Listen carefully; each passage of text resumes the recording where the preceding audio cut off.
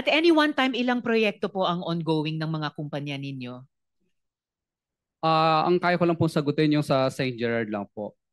So ilan po yon at any one time? Ngayon po parang nasa kapiraso lang po ang nakuha niyang project ngayon. Bali, parang nasa ano lang po yata. Wala pa pong 20 projects yata o 30. 20 to 30 projects. At sa Senator bawat, Risa, yes, Mr. Chair. may interject.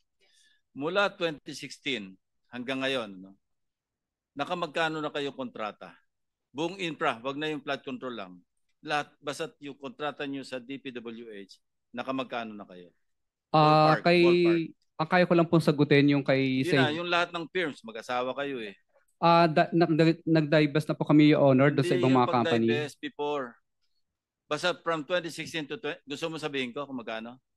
207.25 billion over a period of 10 years from 2016 to 2025. Ganyang kalaki ang inyong kontrata.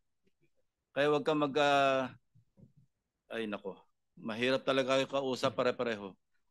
Your Honor, ano po, yung iba po kasi po doon is na terminate po, yung iba po hindi po natuloy dahil may right of way problem. Yeah, nevertheless, ang tanong ko nga, magkano yung na-award sa inyong contract? Di ba 207 billion mahigit? Over mga completed ito eh. Completed projects. Sa DPWH lang ito. Okay, I'll tell you 2016, medyo mahina pa. 2017, umispike kayo. 2018, ganun pa rin. 2019, kasi binito ni President Duterte yung 95 billion, bumaba kayo. 2019, tumaas na naman kayo. 2020, 2021, COVID, mataas pa rin. Yung nga pala, DPWH, wala na. No? Yung gusto ko malaman yung policy nung lockdown, tuloy-tuloy ang ligaya. Lockdown na nagtatrabaho pa kayo eh.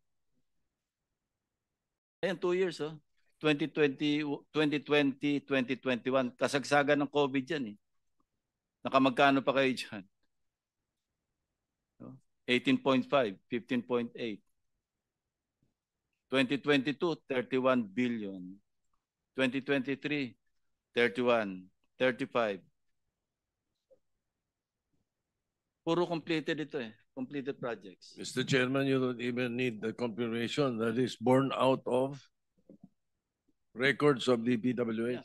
Ang source ito, DPWH. Official hindi ko to ginawa. Thank you. Tapos puro I invoke my right against self-incrimination. And you're applying to be a state witness, di ba? Okay, sige. Thank you, Senator Risa. Thank you, Mr. Chair.